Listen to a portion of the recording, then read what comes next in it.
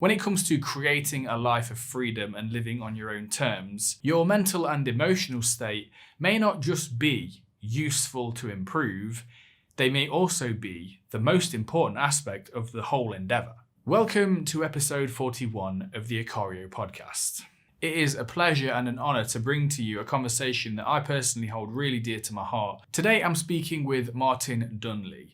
Martin is a therapist with over 18 years of experience, and he is a practitioner of a relatively new type of therapy called the human givens approach. This type of therapy is practical, it's pragmatic, it's evidence and science-based, and in my personal opinion, it holds extreme promise for helping people overcome emotional and mental well-being issues, as well as trauma. We not only cover topics such as REM sleep, depression, psychosis, and the importance of relaxation, but we also give some pretty practical tips and takeaways to improve your mental well-being too. Martin is extremely good at what he does, but how do I know that? Because he's my former therapist. I hope you enjoyed listening to this conversation as much as I enjoyed having it.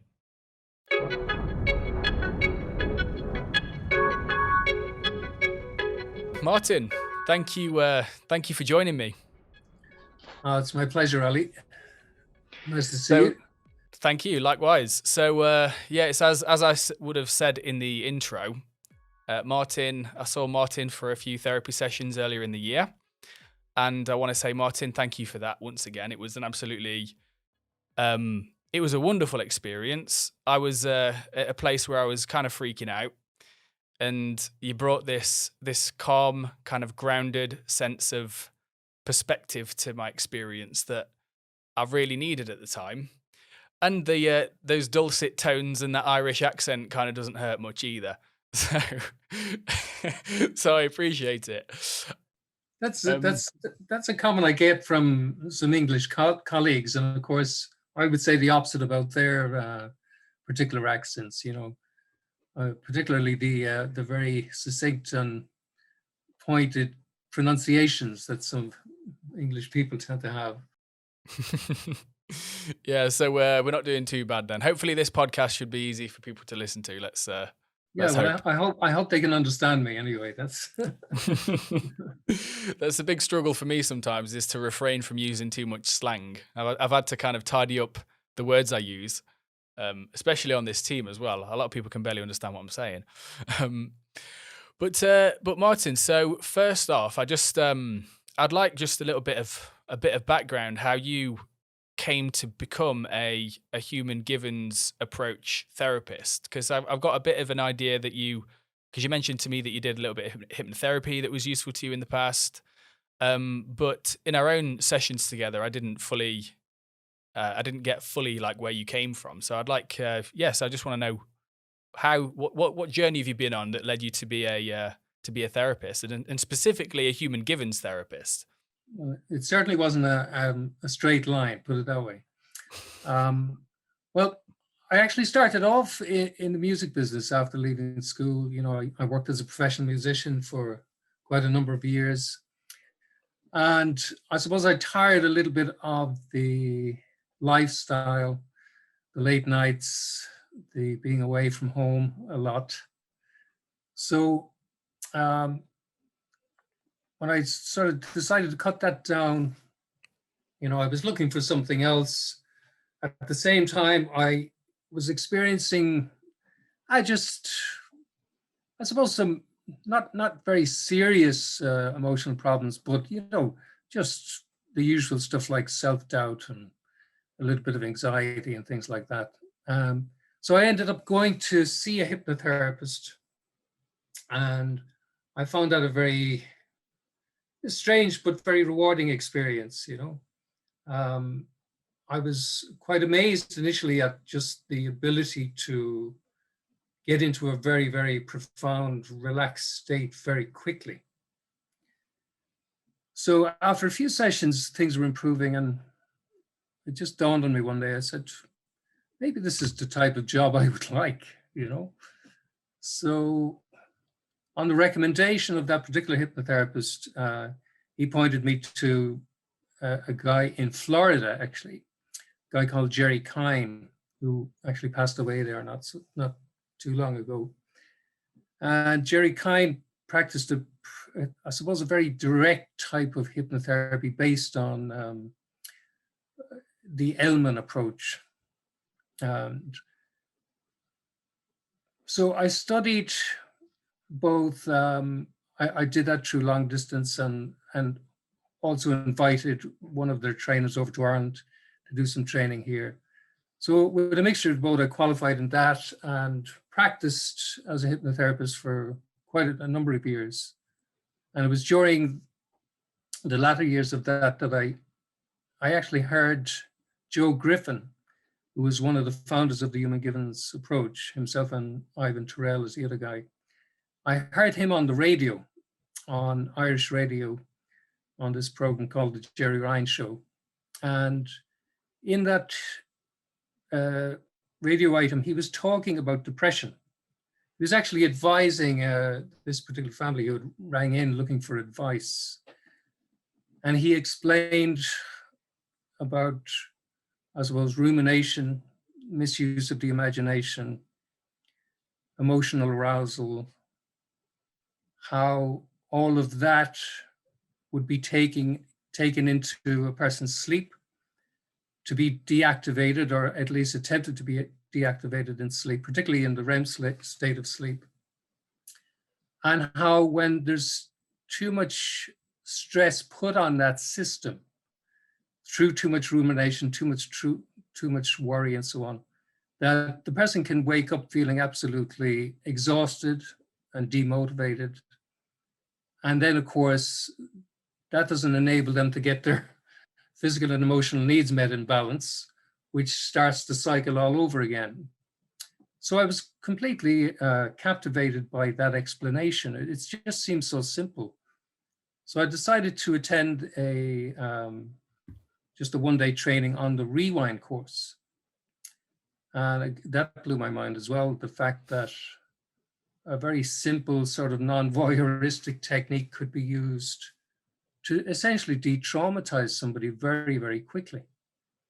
I wouldn't have thought that would have been possible to achieve those sort of results, you know, in such a short time. But Joe, in the workshop, he demonstrated, he had also had a video demonstration, and the results were incredibly profound.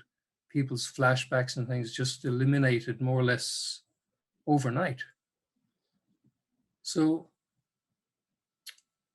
anyway, I logged that experience, still didn't go ahead to do the full training yet, because I was thinking, you know, like here in Ireland, to get a sort of bona fide qualification in counseling or psychotherapy, there's the usual route, you know, there's maybe as a postgraduate, you would do another 3 or 4 years training.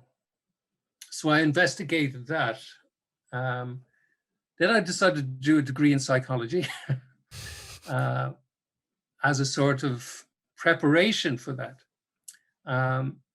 And while studying psychology in University College Dublin, I, again, you know, was checking out the master's programs in counseling and psychotherapy. And what struck me about some of them, at least, was that they seem to be rooted in very old ideas, namely either Freudian ideas or Jungian ideas. And the syllabuses didn't particularly appeal to me. So it clicked again in my head.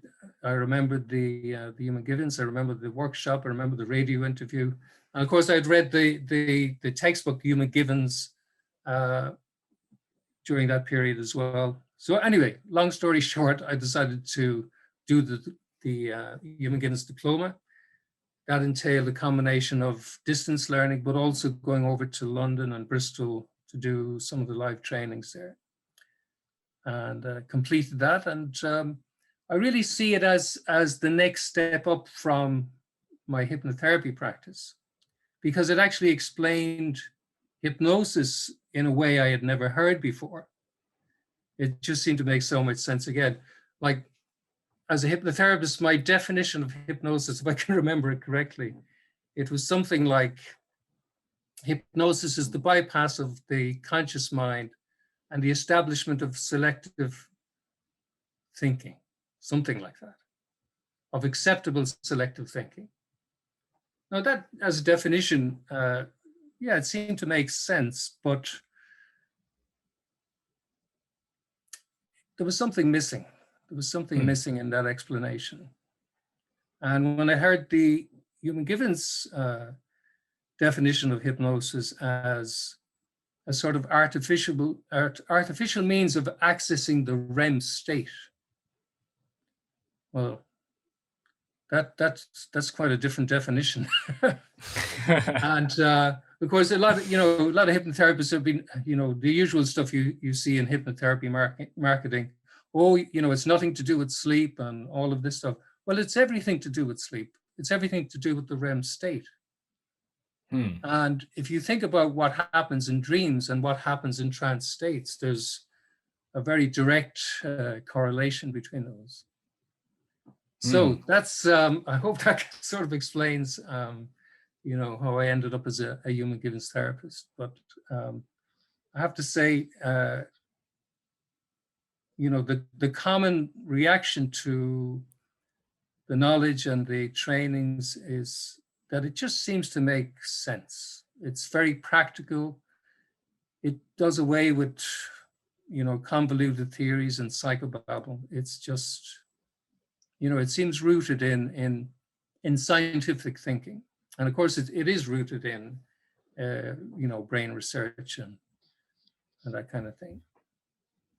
Yeah. So that kind of, that answers some of my questions, because you had mentioned in passing before that you'd dabbled in music, but I didn't. By what you said now, it doesn't seem like dabbled. It seems like you actually went in pretty hard with that. Yeah. Well, as I said, I suppose I would have called myself a professional musician. I did some touring, I did some recording, and I did. Certainly when I moved to Dublin from Cork, when I first arrived in Dublin in the 90s, I was playing in bars like 5 nights a week.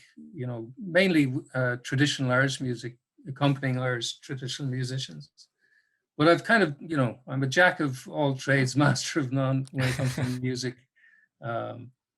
So played lots of different styles of music through the years, and I actually taught music as well on a jazz course here in Dublin for a while. So yeah, and music is still with me. I mean, I'm not doing it professionally, but I keep my hand in, put it that way. Nice. I believe you're a musician too, aren't you? More electronic music.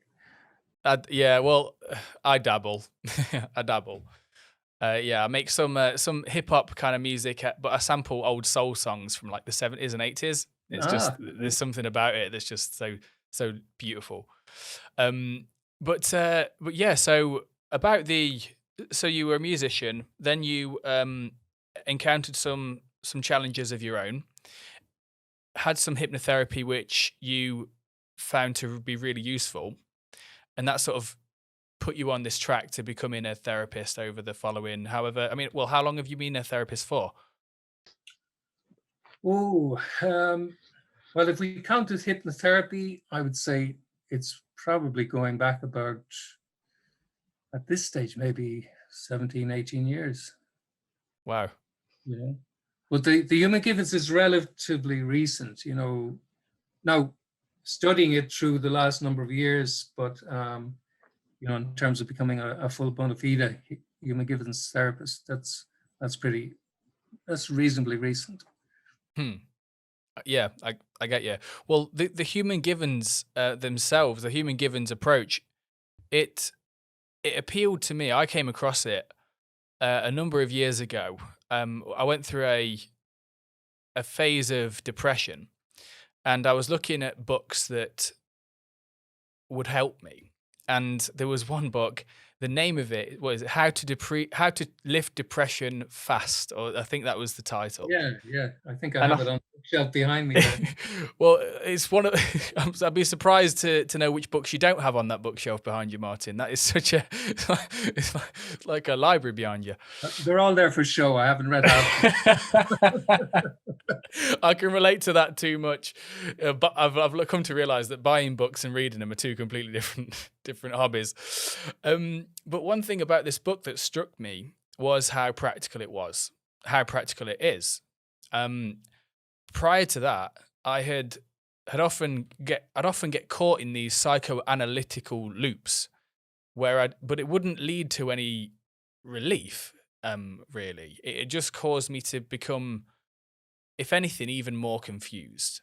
Yeah. And that's one of the things that I found was really beneficial about the human givens approach when I was reading about it, is how practical and evidence-based it is. Yeah. Well, funnily enough, when it comes to depression, probably one of the worst things you can do is what we call emotional architecture, where you really, you start examining the past and really trying to search for root causes. And I mean, some of that can be useful. Some of that can, certainly be, it can maybe throw a shape on certain meanings in your life. But when you are depressed, you are in a form of pretty strong emotional arousal. It may not seem that way from the outside because, some symptoms of depression involve sort of demotivation, almost apathetic state, sometimes very lethargic state. But inside, you can be like a cauldron of emotions. And if you go searching for these, psychoanalytical reasons for your depression, sometimes that can actually deepen depression.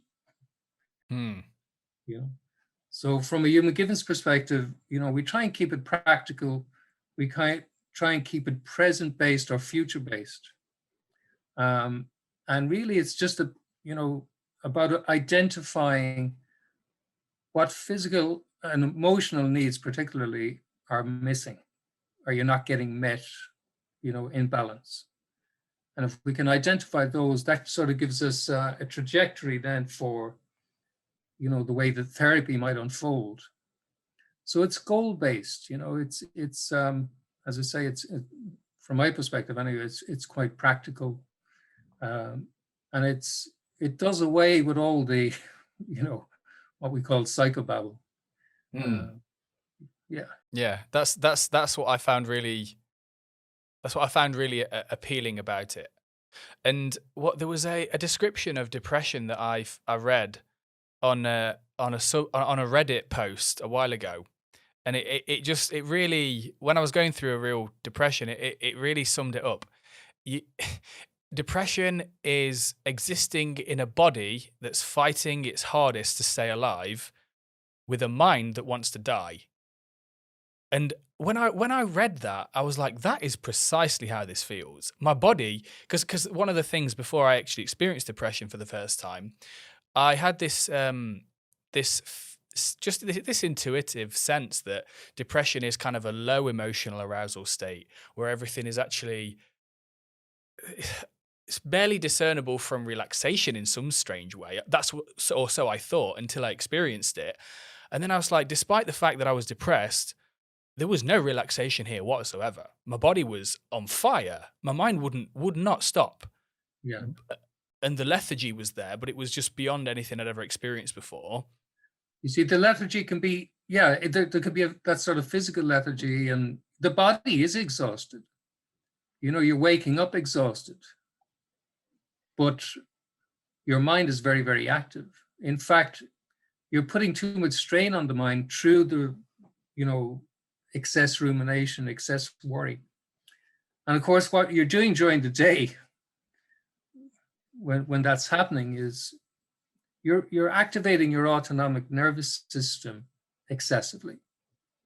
So this might be a good opportunity to actually explain the cycle of depression, how it works from the human givens perspective. Please do. Okay. So if we start off with saying you're not getting some emotional need met, or a combination of emotional needs met in balance. So what are you going to do? Well, you're going to worry. Why is my life not working perfectly? Right?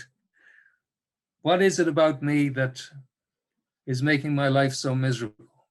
Or what is it about the world or other people that's making my life so miserable?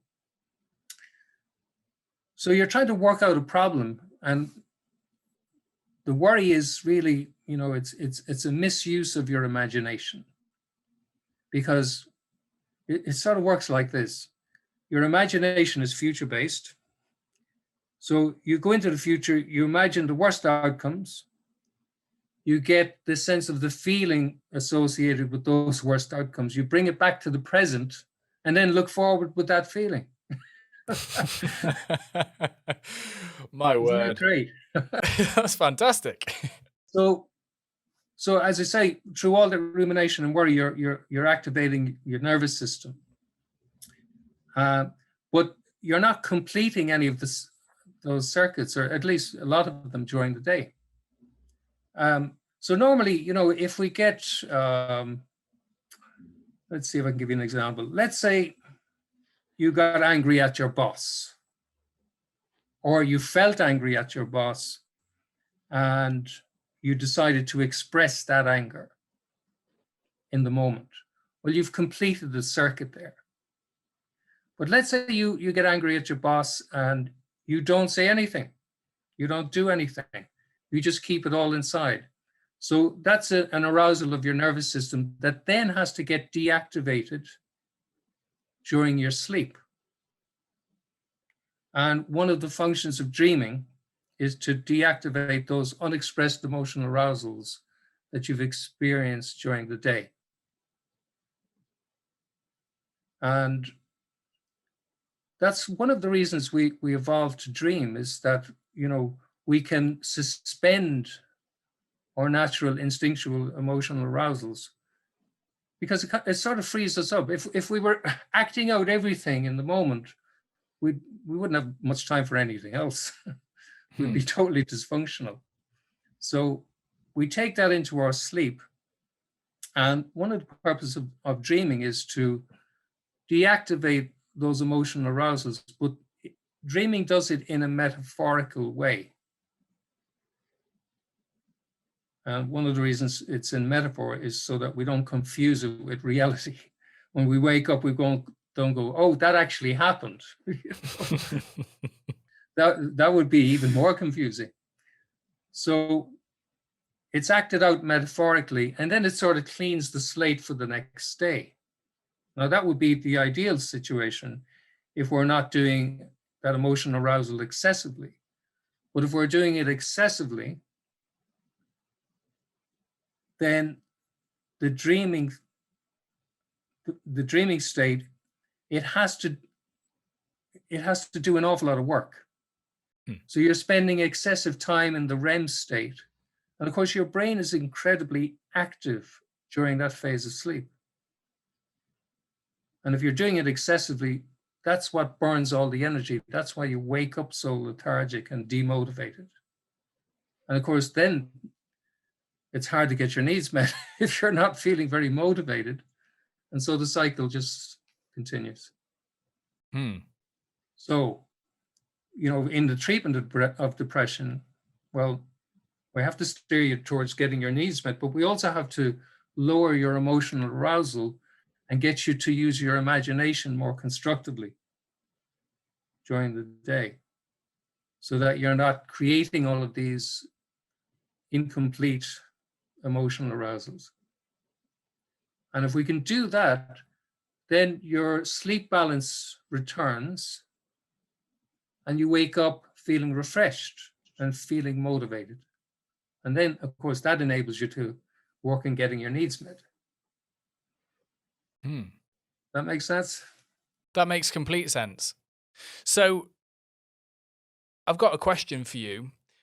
When people say that depression is a mystery, depression is no one really knows how depression occurs. I've heard this in many different places, that it can strike anyone kind of at any time kind of thing.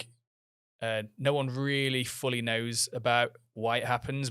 Possibly, like a lot of theories are thrown around, such as like it's a common one being it's a chemical imbalance or not enough serotonin in the brain, that kind of thing.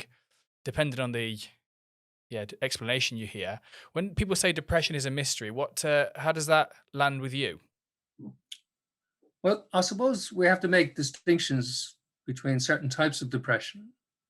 I mean, something like bipolar depression, for example, that may have a genetic basis to it. However, if we're talking about, let's call it the bog standard depression, depression where people's lives just don't happen to be working very well and they get depressed. We can get depressed when things don't work out as we expect them to. So if someone loses their job, for example, they become unemployed, that's not going to be a joyous occasion for anyone. It's they're going to get depressed. And, anytime there's any sort of loss, it's common for people to get depressed. And the thing about the serotonin hypothesis, the chemical imbalance in the brain hypothesis, there's no evidence for it. There's actually no evidence for it. But, from the human Gibbons perspective, we can see that, when there's excess pressure put on that whole REM phase of sleep, that seems to explain the symptoms of depression very, very well. And, some antidepressants actually reduce REM sleep, which can explain why a person may wake up feeling a bit better because they're not using all of that energy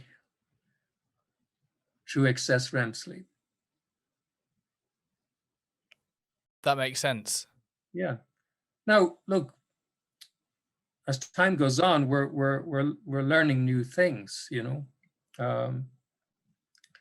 So, for example, there's a person I'm reading at the moment. Her name is Lisa Feldman Barrett, and she's got pretty new theories on emotions as, she's got this sort of construction theory of emotion that essentially we construct our emotions. And if we think of depression as an emotional state, then it's kind of like our brains have to make the best predictions it can based on the information that's coming in through our senses and so on. And we can't also forget that, during the course of our life and the culture we grew up in, we learn certain concepts when it comes to our emotions. Different cultures may experience things very, very differently. Like I think I mentioned to you before about some people in Bali that when they feel fear, they're conditioned to just fall asleep, for example. I mean, it sounds like a great reaction, That'd be easier than a bloody panic attack. Exactly. So, as I say, we're learning new things all the time, but what I like about the human Gibbons approach is that it's got this very sound sort of organizing idea, which can facilitate new theories if they come along. Because it's like having a solid foundation, you can keep building on top of it. But if you don't have a solid foundation, maybe the walls will fall down. If we go to, the organizing ideas of human Gibbons, I mean, really it's as simple as this. So the term human Gibbons refers to the Gibbons of human nature, as in what are our innate resources and what are our innate needs. So for example, we have a series of emotional needs that have been identified. So, for example, to feel, we need security. We need to feel that we're in a secure environment. So you take anybody that's not in a secure environment, what happens? Well, their emotion, their mental health will suffer. Hmm. And those environments, they can include, home life, they can include work life. I mean, imagine going into work every day to a bullying boss. How that might impact on your emotional health. Or Yeah. imagine going into a home in which you have alcoholic parents who don't treat you very well. Well, that's not going to be very secure. So we have that need for security. We have the need for attention, both to give attention and receive attention. And of course, if you think about loneliness, where that attention exchange isn't happening, that can seriously impact on people's emotional health. Hmm. Yeah. Okay. We have the need for autonomy and control, to feel like we're in the driving seat of our own lives. Again, whether that's in our home life or in our work life. And certainly a facet of modern society, certainly in a lot of bureaucratic structures now, people's autonomy, it's been whittled away. Hmm. It's, I can think like in the health system now, most of the time, a lot of the time is spent actually form ticking and really logging everything in the fear that there could be some sort of litigation, instead of actually, spending time doing the job that you're meant to be doing, namely Yeah. looking after people. And I think that's a common frustration among people in the health system, particularly the non-management people.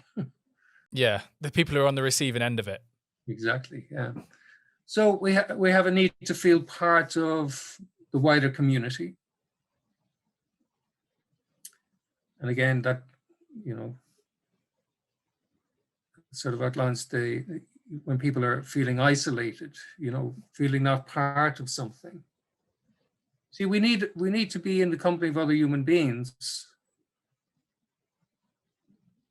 to have a sort of shared reality.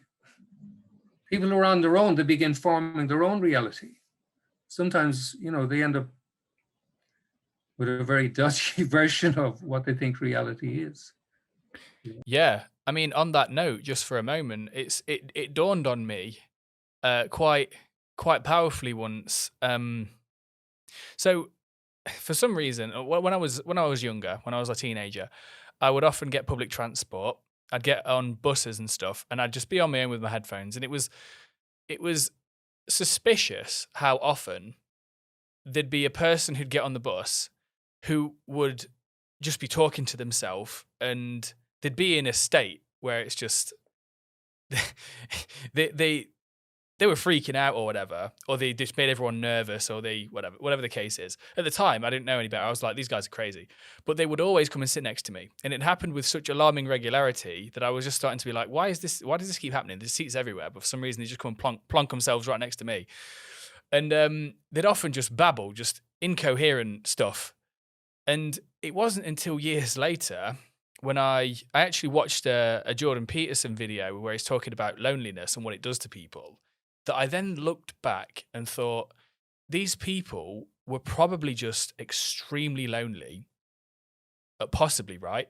And they hadn't had someone to reflect their own stuff back to themselves so that they could update their model of themselves and reality and stuff.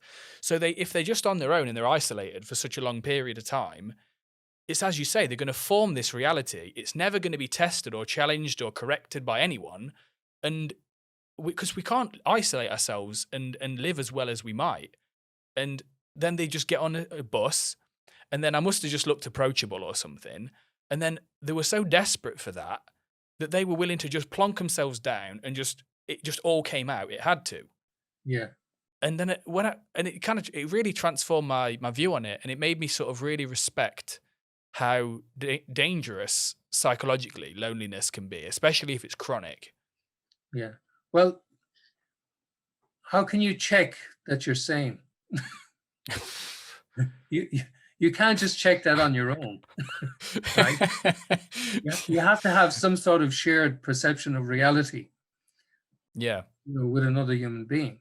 And if you're in agreement, then arguably you're sane, at least within the system that you're living within, you know. Yeah. And of course, if we add more people to the mix and they have a shared perception of reality, then arguably that's sanity. Now, of course, that can be go awry as well in terms of people getting caught up in cults and things like that. But Yeah. that's another story. I'm just after reminding myself of that film. You probably remember the name of it. It was the Tom Hanks one, where he's shipwrecked or something, and he ends up on an island. Castaway. Castaway, that's it. Well, do you remember what he did with the basketball? Yeah, Wilson. Yeah, right. So he needed something that had at least some resemblance of a human face to have a conversation with. And that was one of the things that enabled him to stay relatively sane on the island. Mm. Yeah, and it was interesting. That's interesting you say that, and I'm just remembering something now. So when I was a kid, we had a school trip to I think it was Castleton in the Peak District, and we did some caving.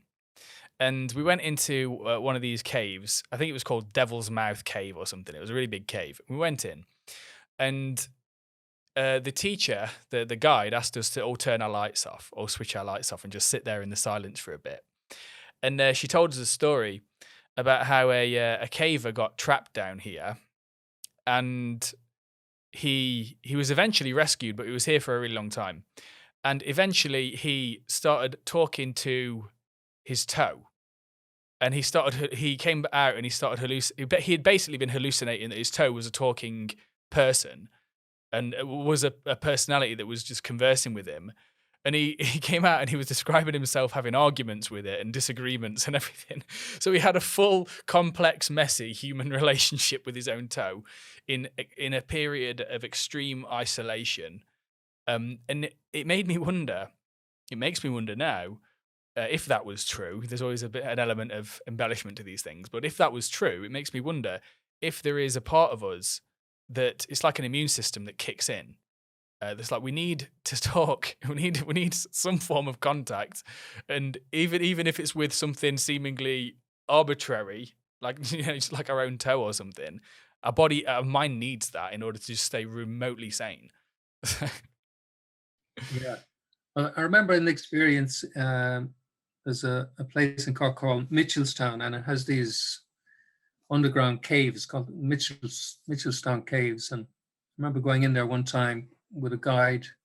There was a number of us went in, and he said, "I'm going to turn off all the lights, okay, just to give you the experience of absolute pitch blackness." So he turned off the lights, and of course, I mean, you couldn't see even your own hand in front of your face. So he quickly turned it back on, and he said, "If I had left that now for another 30 seconds, everyone would be hallucinating." So if we're getting no sensory impressions at all coming in through our senses, the brain can create those for you.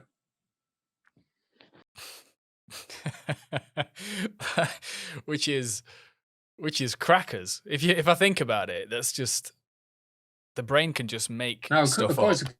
it could drive you insane. Of course, yeah. Yeah. There's I think just a few more of those emotional needs, just while I have them Yes. in my mind. Yeah. Let's get back to those. Yeah. And but that's a very good point you make about how the brain can compensate for that lack of interaction. And of course, people can start creating their own worlds with their own imaginary characters in it. And we look at a person, we think they're talking to themselves, but maybe they're not. Maybe they're hallucinating other people or other creatures, and they're talking to them. Yeah. And of course, those hallucinated people may actually be talking back. It might, as I say, it might seem perfectly sane to them. I mean, kids have imaginary friends. I had an imaginary friend for ages. So that helped me. Exactly, yeah. So I think we were on community there the last time, and we were talking about obviously not feeling part of the wider community. So we've another need for privacy, which is kind of going the other end of the scale now. So we do need time to ourselves, time to reflect, time to, some downtime. And it's a very important human need, particularly you'll see this people living in environments where they just don't have an opportunity for privacy. And it's incredibly stressful. I'm sure you've seen, there's been many TV shows where they take kids, city kids who've never been outside their city, and they take them out into the countryside. And it's like, they can't believe it. They can't believe how much open space there is. Some of them have never even seen a cow. So we have that need for privacy. We have a need for status. We need to feel that our status is acknowledged in some way. So even if we're part of a company or something like that, we need to feel like we're playing an important role. And again, that's one of the perils of a lot of modern systems, a lot of companies, where people's status is being eroded because of that bureaucracy, because of that fear of litigation that comes from, somebody having some responsibility. Yeah. We have a need for competence and achievement. So we need to feel somewhat stretched. If we didn't have that need, we'd probably do nothing. We also have a need for meaning and purpose, which again, we're getting into a sort of deeper philosophical musings now, but people can get meaning and purpose from lots of stuff. Obviously, people can get it from their faith. People can get it from their work even. People can get it from just feeling part of something bigger than themselves. Yeah. So all of these needs, like if you think about, imagine a situation where you're getting all of those needs met in balance. You'd be pretty much guaranteed good mental health. Okay. And that is, part of the organizing idea of the human givens. These are the givens in terms of our emotional needs. Now we have resources to enable us to get those needs met. And we have innate resources, which I can go through in a moment if you wish. So, yeah, that's the emotional needs. So those are the emotional needs, and that's the main bedrock organizing idea of human givens, of like the explanation for poor mental health is if these emotional needs are not being met in balance. Yeah. Now, of course, we have our physical needs as well. So that's a given also. Yeah. But the thing about, the notion of getting these needs met in balance is quite important, because any one of those needs could become greeds, as we say. Okay. So So, for example, imagine you have an excess need for attention. Now, we know a lot of people in the music business, but look what happens when they get excessive attention. And it's like constant validation. And then that becomes this excessive need. Well, when that's taken away very suddenly, which it is in many cases of people in the music industry, look what happens. Yeah. They try and Yeah, get their that needs met in other ways, and lots of times in very destructive ways. Yeah. So that's where the importance of getting your needs met in balance comes in. Because if they're not being met in a balanced way, it's possible that a person can overcompensate in another area. And that can lead to instability and problems down the line. Well, if you take any one of those needs and it as I say, it becomes agreed it's to excess, but it stands to reason that's going to throw out of balance all the other needs. So let's say, take the need for autonomy and control. Well, imagine that being an excessive greed, where you feel you need to control everything, all aspects of your life, but not only yourself, but other people as well. Well, that's not going to do your long-term emotional health very well, because people will get tired of you. They're not going to want to be in your company. And then, of course, you're going to end up isolated. Yeah. Which is going to compromise your need for attention and your need for being part of the wider community. You see, so there's a balancing act with these needs. Yeah. It's a long shot, Martin. It's a really long shot, but I don't suppose you've ever heard of a video game called The Sims. I have heard of it, yeah. Yeah, so The Sims refer to some sort of simulated life or something. Yeah, it's quite a bizarre game when you think about it. You create a character and you basically live a life.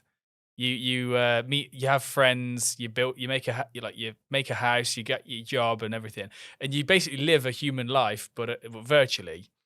And it's kind of bizarre, really. But the reason why I bring it up is because each of your Sims has like 10 needs that are like a bar and it's always these needs are being, some are low, some are high, like social needs, physical needs. And I just thought the creators of the game, they must have really put some thought into that. What does a human being actually need? Because they actually cover the needs quite comprehensively in the game. And if your Sim, the needs for social life or something drop low, they usually start freaking out or messing up at work or whatever. And if a bunch of needs are not being met, then they'll just break down, they'll lose their job, everything will just go south. And it just made me wonder, because it's like they've actually got that really well. And it makes me wonder then, in very much the same way, we are kind of like a Sim. We actually have these needs, and just because we can't see them represented on a bar in a neat and tidy way doesn't mean that we don't have these needs, and doesn't mean that if we're feeling pretty bad for a while, it doesn't mean that, maybe we do have some of these needs that are in the red, so to speak, but we're just not aware of them. Yeah. And, speaking of all things virtual, or, getting into the technological arena, like if we take that need for attention, well, of course, we're talking about a quality of attention. So the attention of someone on a screen, for example, is not going to be the same quality of attention as being there in their presence, in the flesh. Because there's a lot of things that will be missing in that sort of an interaction. So I'm looking at a picture of you now, and of course I can see, I can recognize things in your expression and so on, but I'm not seeing the full you, and I'm not seeing how your foot is moving right now, for example. So there's a lot of that stuff that we'll be missing, in screen time and in screen interactions. Now, it's a wonderful technology. It's amazing that I'm able to talk to you and you're over in Lisbon. Is that right? Yeah, yeah. Yeah. And I'm here in Bray in County Wicklow in Ireland. And I mean, certainly I'm old enough to remember the first generation of Star Trek, where it was sort of intimating ideas of this sort of technology, but probably in ways that Gene Roddenberry couldn't have imagined. So it's it's quality attention. Like if you take a relationship, again, what if one person seems to be giving all the attention and the other person just seems to be taking all the attention? Well, that's not a quality exchange, And certainly in the area of relationships, if one person can help another person to satisfy their needs. So in a relationship, for example, if there's mutual needs satisfaction, well, that's going to indicate a pretty healthy relationship. But in the exchange, if there's an imbalance, that's where problems arise. Yeah. And it makes me wonder, because one thing we talk about often on our channel is the effects of the attention economy. And it's, with Instagram and Facebook and everything, essentially creating a business model around harvesting our attention and creating systems that do that extremely well. And it makes me think, because we do have such a need for attention, and it makes me wonder that in modern society, the attention economy makes it so that a person's need for attention can easily be hijacked by sort of, social media and stuff like that.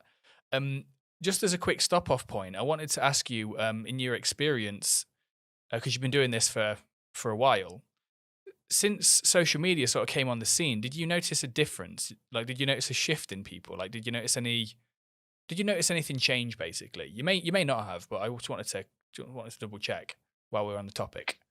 Well, I think every generation sort of, comes with its own problems. And certainly with social media and the way it's designed, to capture our attention. And quite often it's doing that by firing off what we call the orientation response. It gets us emotionally aroused.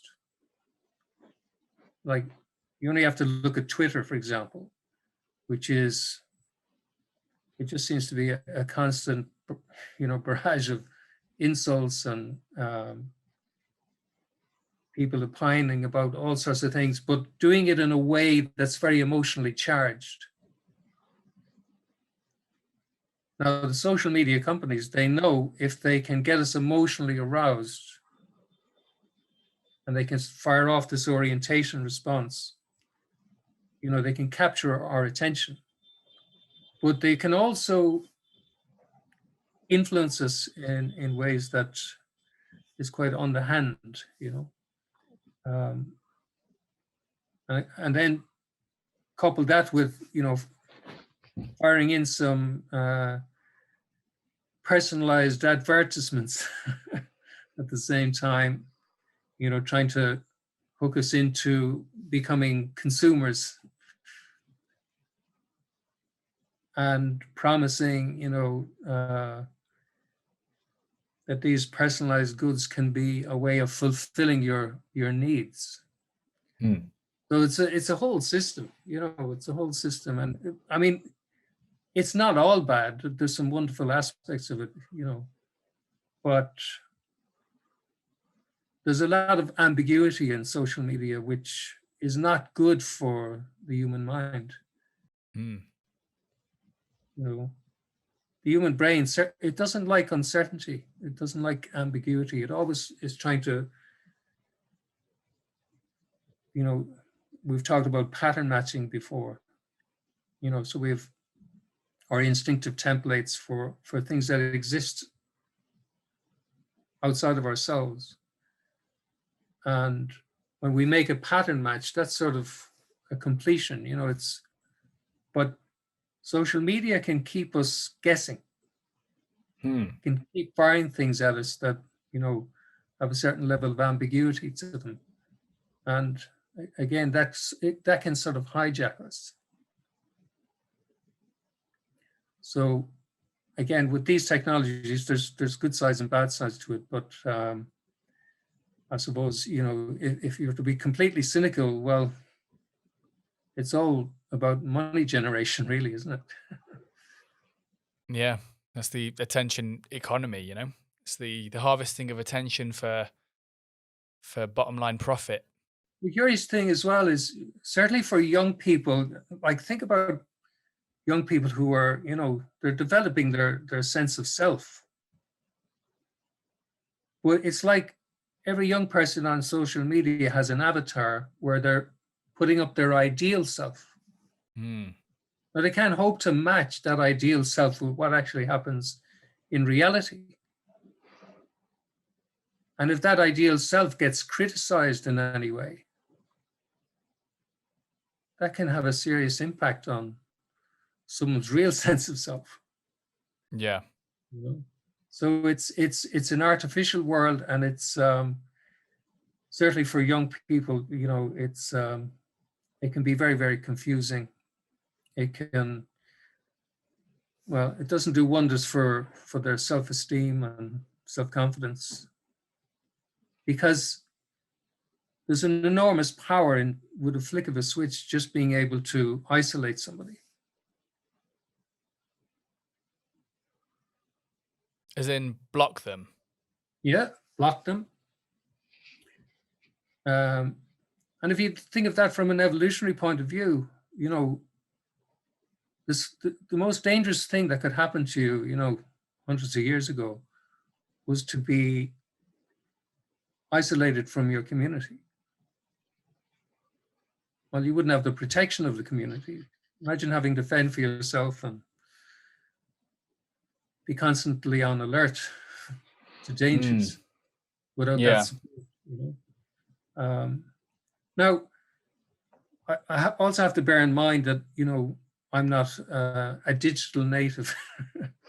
And so for young people, this is just their normality. This is their,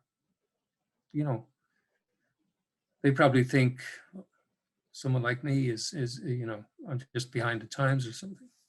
But you can see how it impacts on mental health. Yeah, of course. And of course, then there's the whole cyberbullying.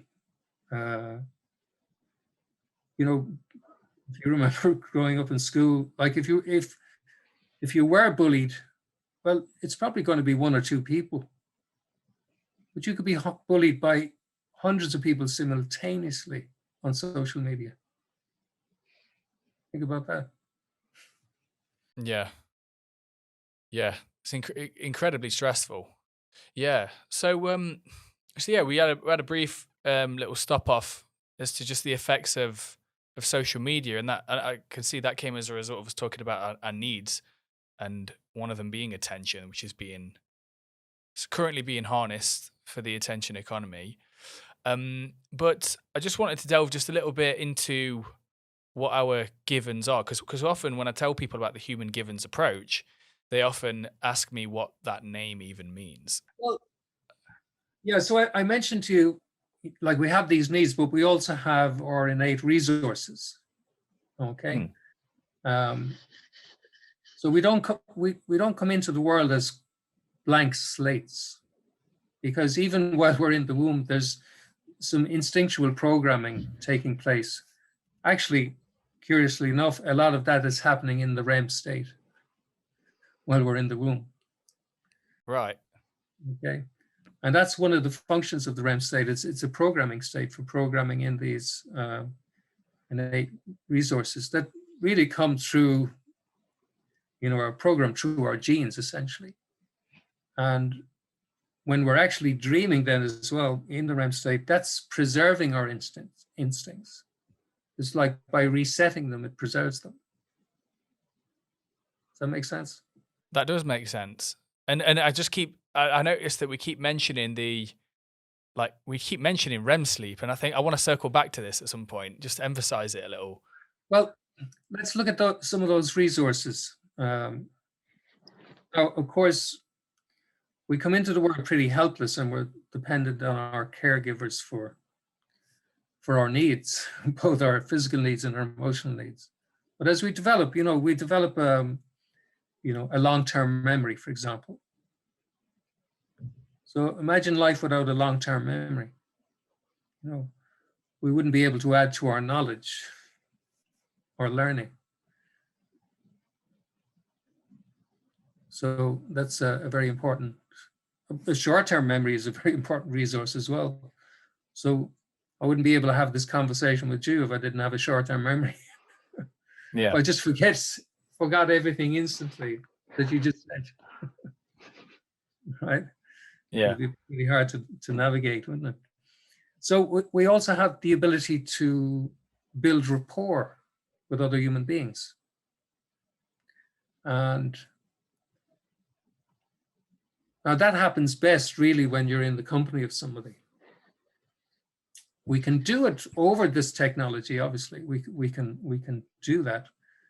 But one thing I do see, not just with younger people, but also with adults, is how much time they're giving, how much attention they're giving to a screen. I remember being on a bus one time, and a person came in with a pram and a little baby in the pram, looking out of the pram, and the adult was just on the phone, looking into this phone. Little baby is like, give me some attention, Yeah. So we have that innate ability to build rapport, but it's, even from the beginning, it's like the expressions of a child, the expressions of a baby even, are almost designed to capture our attention for that attention exchange. They do that quite well. That's why that's basically being cute, right? Like if a baby being cute and gurgling at you and making faces and stuff. Of course, puppy dogs can do that too. Yeah, they do that. They do that well as well. That's what I was thinking. So we have another very important resource is we have our imagination. Now, if you think about the imagination as a sort of reality simulator, we can imagine something that doesn't exist. We can imagine something in the future, and we can simulate, taking certain courses of actions and test it out in our imagination before actually doing it in reality. Now, it comes at a cost. That ability to imagine comes at a cost. And it's one of the reasons why human beings have mental health problems at all. The fact that we can actually simulate scenarios and simulate the future. Well, what if we're misusing our imagination all the time? And we're just imagining the worst all the time. Yeah. Worry and rumination, right? Yeah, exactly. And of course, that gets us emotionally aroused because there's a part of our minds that doesn't really distinguish too well between what's real and what's imaginary. So I think Ivan Terrell and Joe Griffin, they've written about this. There's, I'd say, maybe 40,000 years ago, there seemed to be an explosion of creativity. as evidenced by, things like cave paintings and stone circles and all of that kind of stuff. And, they looked into that and they said, well, what must have happened, at that time in a very sort of profound way, was that human beings, or at least some, they were able to access the REM state while being consciously awake. And that's really what a trance is. Like when I did the session with you, for example, and I'm doing some guided imagery with you, I can see your eyes going like that. So you're actually in the REM state while awake. Okay. Certainly felt like it. Like during the rewind session we did, I don't think I've ever, as far as I can remember, I don't think I've ever visualized something so vividly, because I'm more of I think in words. It's hard for me to visualize something palpably. But in that state, I was visualizing the forest and everything. And it was right there. I could almost smell the place I was at. It was fascinating. So you're saying that was like accessing the REM state whilst conscious? Yeah. So, yeah, and that's enables us to use this reality simulator and to imagine solutions to problems, for example. But it also kind of makes us slightly psychotic, as in we're in a sense hallucinating something, or hallucinating a scenario or a situation, and you can see that when these mechanisms go awry, so for example, in the case of psychosis, where people are hallucinating all sorts of things, sometimes very scary things. But it comes from that ability, that innate resource of the imagination. If there was no imagination, there would be no psychosis. Yeah. Because it would all be confined to your dreaming state.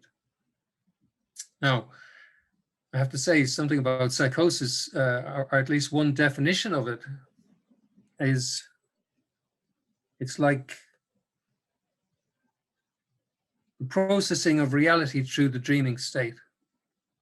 Or let me put it another way, it's like the processing of waking reality through the dreaming state. So it's like you're dreaming, but you're awake. That's fascinating to me. So that can explain why sleep deprivation brings on hallucinations. Yeah. Because the body needs REM sleep and it's going to get it, whether one way or the other. Exactly. Yeah. That's right. And, even in people who have been sleep deprived, there'll be a rebound effect where the brain will try and catch up on the missed REM sleep. Now, it can only do that to a limited extent. But, that's one of the symptoms of, let's say insomnia, or people who've been sleep deprived through force, for example. So it's a very interesting area. So these mental health problems, they really stem from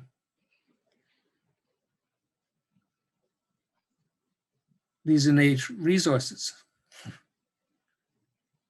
But it's just when these systems go awry, even if we look at something like, and I don't want to call this a disorder, it's a different way of functioning. If we take, say, somebody on the autistic spectrum, where there can be,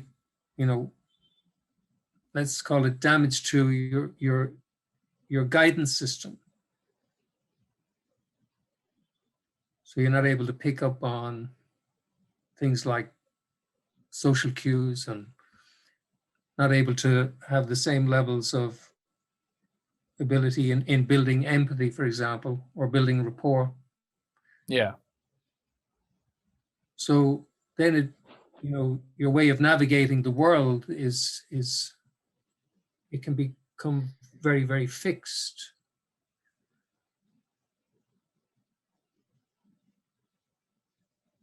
We need, the thing about all these instinctive templates that we have is that they need to be inherently crude but flexible.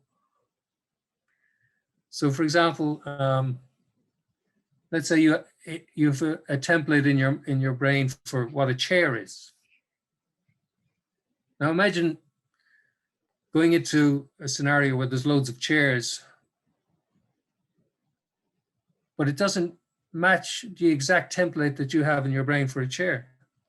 Then you'd say they're not chairs. So it needs to be flexible and it needs to be quite crude in a way.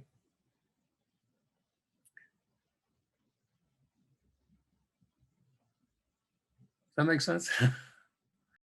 Entirely. Yeah. Yeah, entirely. So we've covered the emotional needs. We've covered the innate resources that we have. There's just one or two more things on those resources. Like we have a conscious rational mind as well, of course. And that enables us to check our emotions and question things that are happening. We also have the ability to know through, unconscious pattern matching. So if you think about anything that we perceive from the outside, it's like our brains are trying to pattern match everything that we perceive with something that's in there in some sort of template form. And of course, sometimes there can be a pattern mismatch, which can spring us into this almost state of consciousness. It's like, oh, that's a surprise. That's an expectation there that got thwarted in some way. Mm. And that can sort of jolt us out of, it can jolt us out of a daydreaming state, for example, when something unexpected happens. So, yeah, the whole notion of this metaphor, from Ian McGinnis' perspective, we call the brain a metaphorical pattern matching machine almost. Yeah. Because if you think about it, like even language is a metaphor. Words are metaphors. A word is not a thing, right? And of course, we could get deeper on this. Anything outside of ourselves has to, in terms of perception, has to come through our senses. But as Lisa Feldman would say, our brain is in a dark box, and it has to transduce all of these signals into a form that can be represented by the brain. Mm. So we are reality generators. Right. Yeah. So when a Jungian would talk about projection, for example, and how when we perceive reality, we're actually projecting most of it. It's like we're perceiving reality through the filter of our own template. We are, but yeah. And again, if we're human beings, we that perceptual apparatus operates according to certain constraints. Hmm. So, for example, we don't have the same acuity of hearing that, say, a dog would have, or we don't have the ability to perceive much higher frequencies like a bat does. but we may have better eyesight than a snake. You know? Yeah. One thing that fascinated me when I came to you, you explained about pattern matching, because at the time I was experiencing a degree of anxiety I'd not experienced before. And your explanation on pattern matching was really fascinating to me. It's quite amazing how even during that experience, I could still be fascinated by things, even though I was freaking out. How a pattern match can occur beyond the level of your conscious recognition of it. So if you experience an event that's kind of that's somewhat traumatic, then in the moment of that occurrence, your brain is gathering all the information it can to prevent this thing from happening again, or to signal danger if this thing could possibly happen again. But it may also gather information that it might just go a bit haywire in its gathering of data. Yeah, and of course we're getting into the whole area of trauma here now. So it's actually a good way to illustrate that point. If we take somebody suffering from post-traumatic stress disorder, for example, well, they may have had this intense, life-threatening experience in which there's sensory overload. So imagine, somebody getting mugged, or somebody in a car crash, or there's a whole host of situations we can imagine. But certainly, in the military, there's a lot of opportunity for trauma, on the battlefield and so on. So there can be this sensory overload. And what happens with that information is it gets trapped, but it gets trapped in sensory form. It's not in language, it's not in some sort of narrative form, it's just sensory information. And that can get trapped. I can get trapped in an area of the brain called the amygdala. Now, some people who experience traumatic events manage to process the trauma over time so that it becomes what we call a narrative memory. So it's like that sensory information will be passed via the hippocampus in the brain to the neocortex, where it's then converted into this narrative form in which you can throw a frame around it and have some perspective on it. But imagine it just gets trapped in sensory form in this area of the brain. Well, that means whenever there's a pattern match to any of those elements, and it's trapped in this area of the brain that's associated with the fight or flight system. Okay, now it's associated, again, if you read Lisa Feldman, she's turning a lot of these ideas on their head in terms of emotional circuits and so on. But let's say it gets trapped there. And then there's a pattern match to some element of that sensory information. Well, it's like it can trigger a situation in which the person believes they're right back in the traumatic episode again. So, for example, flashbacks, or and it may not necessarily even be visual. It could be, it could come in any sensory form. The person might just have this inexplicable, overwhelming sense of fear. So you mentioned the rewind technique, and what the rewind technique is designed to do is to take that sensory information and to turn it into a narrative memory, where then you can have the perspective. And then you can know, and your brain can know, that that is something that happened in the past It's no longer a threat to you now. Mm. Now, in order for that to happen, well, we have to activate that, particularly that template, the trauma template. Now, we do that in a very safe way, a very controlled way. And then in a state of deep relaxation, remember, we need to get your emotional arousal down to a sufficient level so that we can reprocess and re-encode that traumatic memory and put it where it needs to be. And that's what the rewind process is designed to do. And I mean, you've experienced it, but I've used it many times for various things, and it never ceases to amaze me.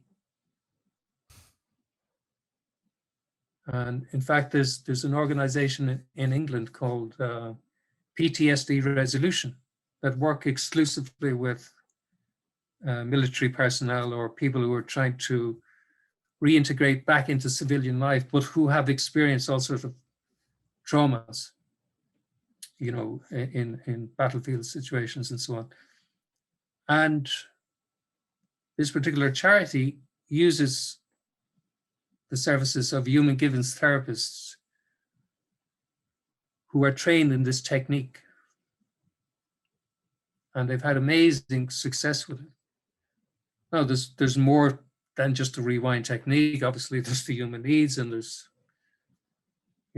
ways of reintegrating people back into civilian life. But as a technique, it's anyone trained in the approach is just they're always quite amazed at the transformation that can occur in a person when they've had that. Yeah. It was fascinating to me because the memories that I brought to the table now, since doing the rewind technique with yourself, I don't remember the memories in the same way. I remember them because I remember during the technique, I was in the woods and you were asking me to replay the memory on a TV screen that was a few meters away.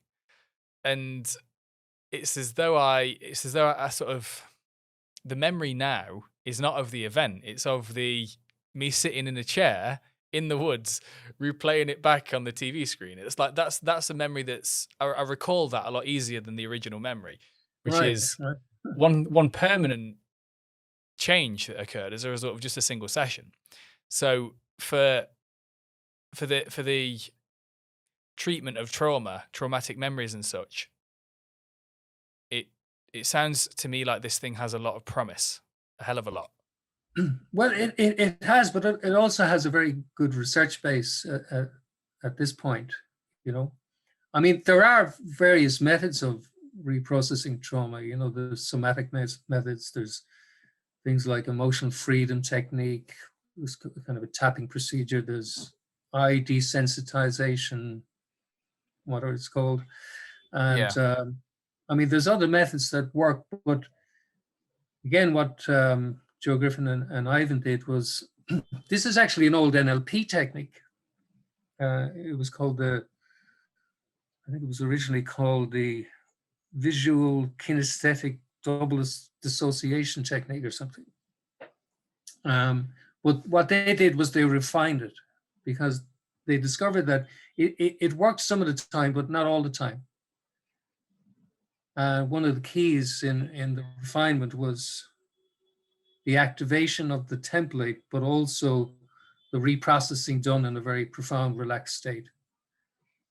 And they found that made it more reliable. Now, does it work 100% of people? No, but nothing does. Of course. Yeah, of course. So, Martin, I'm checking out the time, and I have this conversation has brought a whole host of new questions for me, but I'll save that for hopefully when we can maybe get you on again at some point in the future. Sure. Yeah. Well, the time has flown, so that's a good sign. It's a great sign. It's enjoyable for me to talk to you too, Ollie. Yeah. Wonderful. And yeah, thank you again for coming on. And I would have mentioned this in the intro by now, but the the reason why I feel the reason why I think that this approach is it holds some real promise, um, is because it is practical. It is at the forefront of science in this area, and one of the things, as I mentioned at the start of this whole conversation, was that really I struggled with whenever I experience a mental health issue. It's usually my thinking mind becomes a fundamental part of the problem. Usually it's my ally. Usually I can solve problems with it and it's amazing. But when it's emotionally aroused, it will jump to real extreme conclusions about things that feed the emotion, and I can almost witness it happen.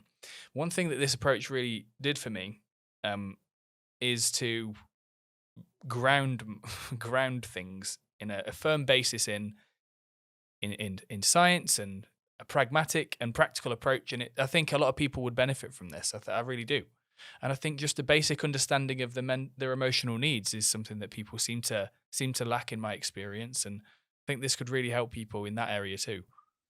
But certainly, you know, when I was first exposed to this particular approach, uh, one of the things we learned very early on, and I can still hear Joe Griffin saying this. He says, "Emotional arousal makes us stupid."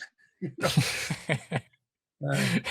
We might do it in a slightly more politically correct way now, but it's like this. You know, if you're emotionally aroused, you have to think in black and white terms. So your thinking is narrow. When you're when you're relaxed, you have a far greater perspective in your thinking. It's far wider, more choices. And that makes complete sense from an evolutionary point of view, because, you know, if you think of the fight and flight response, for example, well, you know, your brain doesn't want you philosophizing in the moment when you're under threat. It doesn't want you debating and calculating trajectories of speed or some wild animal coming towards you. You know, it's saying, right, run or fight or freeze, maybe. Yeah. So it is a protective mechanism, and you know, it's. I mean, emotional arousal can be useful in those sort of situations, Just but not chronic. as a way of, you know, trying to think logically and rationally, well, the two don't go hand in hand, because in order to think logically and rationally, we need to be in a relaxed state. Yeah. Yeah. That alone as a recipe for mental health is actually quite profound, you know. And teaching people something as simple as just being able to calm themselves down. Like we mentioned, when I saw you, we mentioned the 7-11 breathing technique, for example, which is just a way of reducing your emotional arousal. And I've actually seen profound changes in people just using that technique. It was a game changer for me when I was experiencing my real bad anxiety. It's just, and I still use it now. If I check in with myself and I notice that my emotional arousal's up, or like I'm starting to get a little anxious, palm sweaty or whatever, for whatever reason, I just give myself a 3-breath reset. All through the diaphragm, 7 seconds in, 11 seconds out, 3 times. And it genuinely does something. I can feel my whole body it's not as if I'm immediately just like all zenned out, but it stops things from going from bad to worse and spiraling. It just puts a lid on it and brings it back down slowly. It's really, really good technique. Yeah. Well, if you think about the breath in, you know, I mean, even if we make the motion of breathing in, we tend to do this. So it's up, and it's kind of effortful, and it's whereas breathing out is kind of more releasing, more relaxing. So the extension of the out breath, making it longer than the in breath, doesn't have to be seconds, by the way. It can just be a count of 7 and 11. It could be a count of 5 and 9. It doesn't really matter. It's just the out breath. If you make it longer than the in breath, you breathe diaphragmatically and do it through your nose if possible. Makes it even better. That will activate your parasympathetic nervous system and induce the relaxation response. And for most people, they like it. There's some people get a bit freaked out with tuning into their breathing, but that can be for a whole host of reasons. Yeah. For a lot of people, it works very, very well. Yeah. You noticed a client who changed from one session to the next after learning that technique, right? That's right. Yeah, that's right. A particular client who remained nameless, but this particular person arrived more or less clinging to the walls, just in such a highly aroused state of panic. It was difficult to even have a conversation. But before the person left, I explained about 7-Eleven. I actually printed something out with a few instructions on it. And I really didn't know whether I'd be seeing the person again, but another appointment was made and the person came back. And it was like a completely different person, just using that technique alone.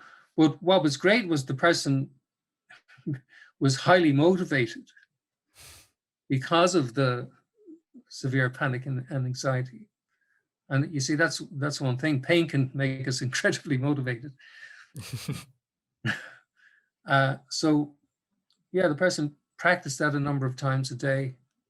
And actually, if you think about it, take that need for autonomy and control. Imagine the sense of control a person can experience knowing that they can de-arouse themselves, that they can calm themselves down. It's very simple, but the effects can be incredibly profound. Yeah, it's that the ability to self-regulate. Yeah, and of course, all this stuff was known hundreds of years ago. Yeah, I mean, sure. I mean, with all the Stoics and stuff, and obviously the Buddhists and kind of yogic breathing techniques and all that stuff. This goes back thousands of years. Yeah, exactly. It's like good that science is catching up, though. That's one thing that I really like, is that science is catching up to this stuff. Yeah, it's always fascinating, and certainly even the new developments, as I said, are fascinating. So that's as I've mentioned, I think when you have such a good organizing idea, that it can always be built upon. Whereas again, in my view, certainly in the field of psychotherapy, some of the underpinnings of some methods, they don't facilitate that innovation, so whenever anything becomes fixed, it's going to die. Yeah. Maybe that's a good point to end on. Yeah, maybe. Well, yeah, I've got a few more questions. I'm going to ask you another time, for sure. I mean, I hope to have you on again on the podcast at some point, because this has been a fascinating conversation, and I really want to spread the word about the Human Givens approach. If you wouldn't mind, Ollie, I just like to direct, if people are interested in finding out a bit more about this, there's the Human Givens Institute, which is the HGI. If you just key in HGI or Human Givens Institute in Google, it'll come up. And that particular site, as well as having a register of practicing therapists, it's an amazing resource of information, all sorts of articles and so on that site. There's the Human Givens College, which people can take courses. They can do it online as a precursor to maybe considering taking the full diploma. And so there's obviously lots of books being written as well. There's the main book, Human Givens, is just the title. And as I say, reading that was certainly a profound experience for me. It just seemed to make sense on every page. And if anybody wants to have the experience of a Human Givens session, they can find me on my website, which is mindtherapy.ie. So there you are.